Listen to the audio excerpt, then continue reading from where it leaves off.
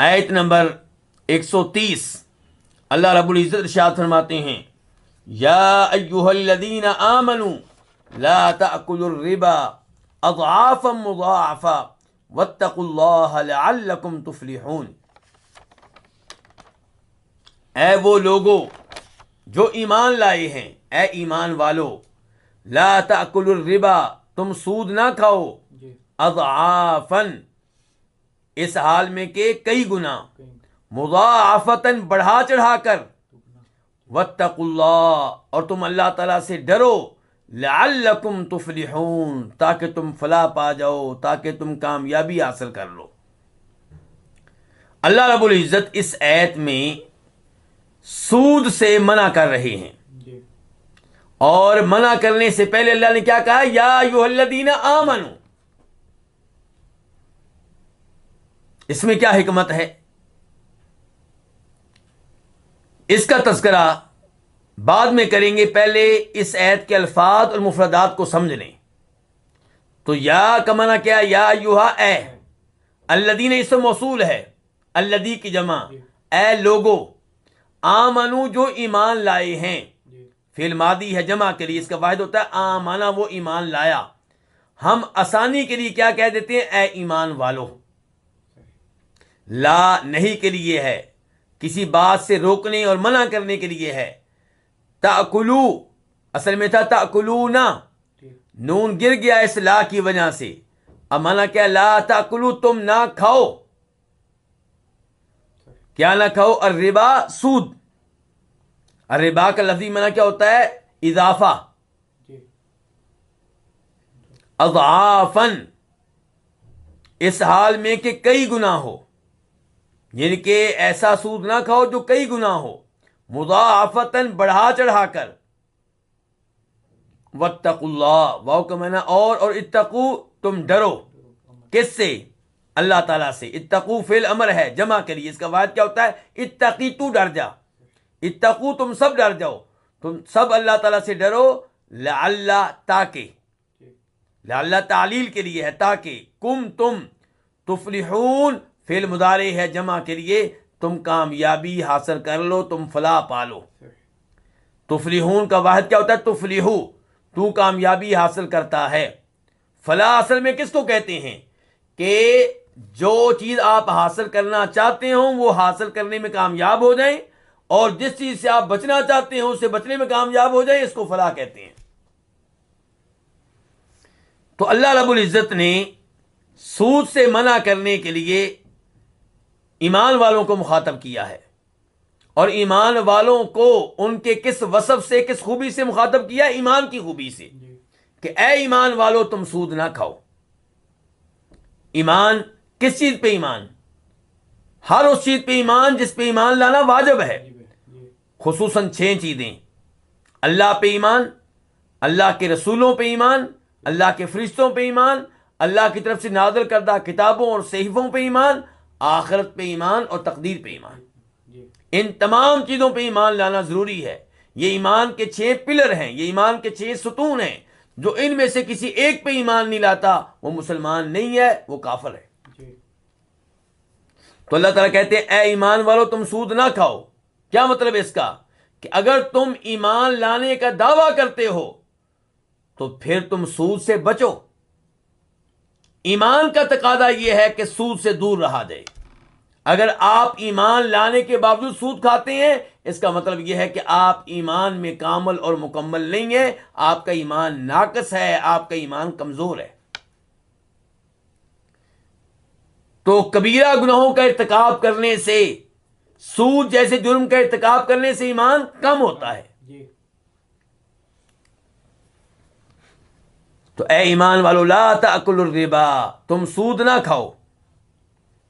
اضعافا مضاعفا، کئی گنا بڑھا چڑھا کر. اس سے کئی لوگ یہ کہتے ہیں کہ ان الفاظ سے پتہ چلا کہ اگر سود مرکب ہو پھر ممنوع ہے، مفرد ہو تو ممنوع نہیں ہے. یعنی کہ اگر 1 گنا سود ہو تو اس میں کوئی حرج نہیں ہے، لیکن 2 گنا، 3 گنا، 4 گنا، 5 گنا یہ ظلم ہے، تو اس لیے منع کیا گیا ہے. جبکہ صحیح بات یہ ہے کہ سود ہر حالت میں ممنوع ہے.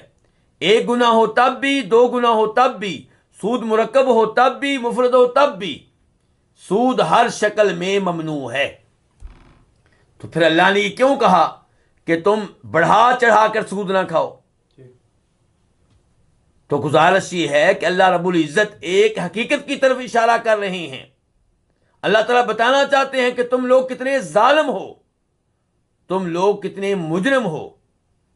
یعنی کہ اللہ تعالیٰ اس معاشرے کی بات کر رہے ہیں جس معاشرے میں مسلمان رہ رہے تھے، کہ اس معاشرے میں غریب آدمی پہ کتنا ظلم ہو رہا تھا۔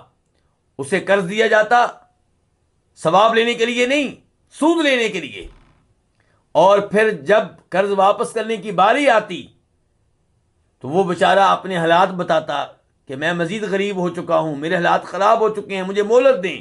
تو کہا جاتا مہلت ملے گی لیکن سود میں ہم اضافہ کریں گے۔ تو وہ سود جو ایک گنا ہوتا دو گنا ہو جاتا، تین گنا، چار گنا، پانچ گنا۔ قرض دیا آپ نے 1,000 روپیہ اور اس غریب نے واپس کتنا کرنا ہے؟ 5,000، 10,000، 15,000۔ تو اللہ رب العزت یہاں پہ یہ پیغام نہیں دینا چاہ رہے کہ سنگل سود ہو، مفرد سود ہو تو جائز ہے، بلکہ اللہ تعالیٰ کہنا چاہ رہے ہیں کہ تم لوگ یہ کیا کر رہے ہو کہ اتنا سود لیتے ہو۔ تو اس کا مطلب یہ نہیں ہے کہ جو سنگل سود ہے وہ جائز ہو گیا۔ آپ دیکھیں کہ اللہ تعالیٰ سورہ نساء میں تذکرہ کرتے ہیں ان عورتوں کا جو مردوں کے پہ حرام ہیں۔ تو اللہ تعالیٰ وہاں پہ کہتے ہیں وَرَبَائِبُكُمُ اللَّاتِي فِي حُجُورِكُم مِّن نِّسَائِكُمُ اللَّاتِي دَخَلْتُم بِهِنَّ، تمہاری بیویوں کی وہ بیٹیاں جو تمہاری گود میں پلیں بڑھیں تربیت پائیں وہ بھی حرام ہے۔ تو کیا اس کا مطلب یہ ہے کہ اگر آپ کی وائف کی وہ بیٹی جو سابقہ خامن سے ہے وہ آپ کی گود میں تربیت نہ پائے، آپ کے گھر میں تربیت نہ پائے، کسی اور گھر میں تربیت پائے تو وہ آپ کے لیے حلال ہے؟ نہیں، بالکل نہیں۔ لیکن چونکہ عام طور پہ یہی ہوتا ہے کہ جب آپ کسی ایسی عورت سے شادی کریں جس کے پہلے سے بچے ہوں تو بچے بھی آپ کے پاس آتے ہیں، آپ کے پاس تربیت پاتے ہیں، آپ کے پاس وہ پلتے ہیں، آپ کے پاس وہ بڑے ہوتے ہیں۔ تو اللہ تعالیٰ نے اس لیے کہا کہ تمہاری بیویوں کی وہ بیٹیاں جو تمہاری گود میں تربیت پاتی ہیں۔ تو اس کا مطلب یہ نہیں ہے کہ بیوی کی وہ بیٹی جو کسی اور جگہ تربیت پائے، کسی اور جگہ پلے بڑے تو آپ کے لیے حلال ہے، وہ بھی حرام ہے۔ تو یہاں پہ بھی یہی صورتحال ہے۔ تو اللہ تعالیٰ کہہ رہے ہیں کہ اے ایمان والو تم سود نہ کھاؤ اس حال میں کہ کئی گناہ ہو بڑھا چڑھا کر۔ تو مقصود یہ ہے کہ سنگل سود ہو تو جرم، ڈبل ہو تو مزید جرم، اور جتنا اضافہ کرتے چلے جائیں گے جرم میں اسی قدر اضافہ ہوتا چلا جائے گا۔ تو اس لیے جب بھی کسی کو قرض دیا جائے تو اس کے اوپر فائدہ اٹھانے کی کوشش نہ کی جائے۔ کسی بھی شکل میں فائدہ اٹھانا یہ درست نہیں ہوگا۔ مثال کے طور پہ آپ کسی کو قرضہ دیتے ہیں اور گروی کے طور پہ اس کا مکان اپنے پاس رکھ لیتے ہیں، اب اس مکان سے فائدہ اٹھانا، اس میں رہائش اختیار کرنا، یہ کیا ہے؟ یہ سود ہے۔ ہاں یہ ممکن ہے کہ آپ اس مکان میں رہائش اختیار کریں اور اس کا اتنا ہی کرایہ ادا کریں جتنا مارکیٹ میں بنتا ہے، قرض کی وجہ سے کرائے میں کمی کرنے کی کوشش نہ کریں۔ اے ایمان والو تم سود نہ کھاؤ اضعافا مضاعفہ، کئی گنا بڑھا چڑھا کر۔ نبی علیہ الصلوۃ والسلام کی احادیث کی طرف دیکھیں تو معلوم ہوگا کہ سود ہر شکل میں حرام ہے، یعنی کہ چاہے سنگل ہو چاہے ڈبل ہو۔ فرماتے ہیں نبی کریم صلی اللہ علیہ وسلم ایک حدیث میں جسے امام مسلم اپنی صحیح میں لے کر آئے ہیں کہ من زاد او استزاد فقد اربا، جو اضافہ طلب کرے یا جو اضافی مال دے ان کے سود کی شکل میں، فقد اربا تو ایسا شخص ان کے سود لینے والا، سود کا مطالبہ کرنے والا، یہ دونوں سود کے جرم میں واقع ہو چکے سود کا ارتکاب کر لیا انہوں نے. تو یہاں پہ آپ نے یہ نہیں کہا کہ اگر سود ڈبل لے تو. اور ایسے سورہ بقرہ کی آیات آپ وہاں مطالعہ کر لیں، دیکھ لیں، وہاں پہ بھی اللہ نے سود کی مذمت بیان کی ہے، اس کی حرمت کا اعلان کیا ہے. اللہ نے یہ نہیں کہا کہ اگر بہت زیادہ سود ہو تو پھر وہ حرام ہے اور اگر تھوڑا ہو تو پھر جائز ہے یا اور حلال ہے. ایسا نہیں کہا اللہ تعالیٰ نے. اور سود کا کوئی بھی مقصد ہو، چاہے گھر کا خرچ چلانا مقصود ہو یا تجارت کرنا مقصود ہو، سود جو ہے وہ جرم ہے. اور سود لینا بھی حرام ہے، سود دینا بھی حرام ہے. وَاتَّقُوا اللَّهَ لَعَلَّكُمْ تُفْلِحُونَ. اللہ تعالیٰ فرماتے ہیں اللہ تعالیٰ سے ڈرو تاکہ تم فلاح پا جاؤ. اس سے پتا چلا کہ جو سود لیتا ہے وہ اللہ سے ڈرتا نہیں ہے. جیسا اللہ سے ڈرنے کا حق ہے ویسے وہ اللہ سے ڈرتا نہیں ہے. اسے پتا چلا سود لینا تقویٰ کے خلاف ہے. سود لینے والا یہ نہیں کہہ سکتا کہ میں متقی ہوں، میں پرہیزگار ہوں. اگر آپ متقی ہوتے، پرہیزگار ہوتے، تقویٰ اختیار کرنے والے ہوتے تو آپ سود کے قریب نہ جاتے. تو اللہ تعالیٰ کہہ رہے ہیں واتقوا اللہ، متقی بن جاؤ، پرہیزگار بن جاؤ، اللہ سے ڈرنے والے بن جاؤ تاکہ تم فلاح پا جاؤ. اس سے پتا چلا کہ فلاح پانے کے لیے، کامیابی حاصل کرنے کے لیے سود سے بچنا، گناہوں سے بچنا نہایت ضروری ہے.